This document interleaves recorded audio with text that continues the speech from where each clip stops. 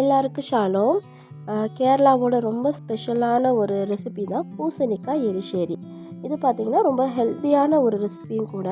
நம்ம lunch box ரெசிபிக்கெல்லாம் இது ஒரு சைட் டிஷ்ஷாக நல்ல ஒரு பெஸ்ட்டான சைட் டிஷ்ஷாக இருக்கும். ஸோ இந்த டிஷ் செய்கிறதுக்கு ஃபர்ஸ்ட் நம்ம தட்டாம்பயிரை நல்லா வாஷ் பண்ணிவிட்டு ப்ரெஷர் குக்கரில் ஒரு 5 விசில் வர வரைக்கும் நம்ம நல்லா மசிய வேக வச்சு எடுத்துக்கலாம். அதுக்கப்புறமா பூசணிக்காவை அது தோல் சீவி ரொம்ப குட்டியாக கட் பண்ணாமல் நல்லா நீளமாக அந்த மாதிரி பெருசாக கட் பண்ணி எடுத்துக்கிறணும். அப்புறமா இந்த டிஷ்ஷுக்கு ஒரு தேங்காய் பேஸ்ட் அரைக்கணும். அதுக்கு கொஞ்சம் அதிகமாகவே நம்ம தேங்காய் எடுத்துக்கிறணும். கொஞ்சமாக ஜீரகம், அப்புறமா 2 பச்சை மிளகா, கொஞ்சமாக வெள்ளைப்பூடு இதெல்லாம் சேர்த்து ரொம்ப மைய அரைக்காமல் ஜஸ்ட்டு க்ரஷ் பண்ணி எடுத்தால் போதும். அந்த அளவுக்கு அரைச்சா போதும்.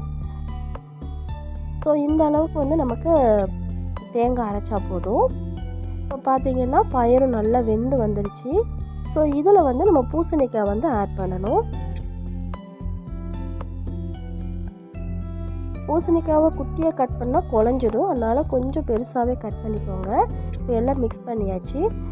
பூசணிக்காவும் பயிரையும் நல்லா மிக்ஸ் பண்ணதுக்கப்புறமா நம்ம க்ரஷ் பண்ண அந்த தேங்காய் பேஸ்ட்டையும் சேர்த்து இப்போ எல்லாம் ஒன்றா சேர்த்து மிக்ஸ் பண்ணிவிட்டு இது கூட கொஞ்சமாக சில்லி பவுடரும் கொஞ்சமாக மஞ்சள் தூளும் சேர்த்து அதையும் நல்லா மிக்ஸ் பண்ணி தேவையான அளவு உப்பு இதில் ஆட் பண்ணிக்கோங்க. இப்போ ப்ரெஷர் குக்கரில் மறுபடியும் ஒரு விசில் இல்லைனா 2 விசில் போதும். அதிலே பூசணிக்காய் நல்லா மசிஞ்சு வெந்துடும். இதுக்கப்புறமா நம்ம தாளிக்கணும். ஸோ தேங்காய் எண்ணெயில் தான் இது தாளிக்கணும். அப்போ தான் நல்லா அரோமாவாக இருக்கும். கடுகு பொரிஞ்சதுக்கப்புறமா காஞ்ச மிளகாவும் கருவேப்பிலும் சேர்த்ததுக்கப்புறமா இதுலேயும் நம்ம கொஞ்சம் தேங்காய் சேர்க்கணும். அதுக்கப்புறமா காயப்பொடி சேர்த்து நம்ம தாளித்து இறக்கிடலாம்.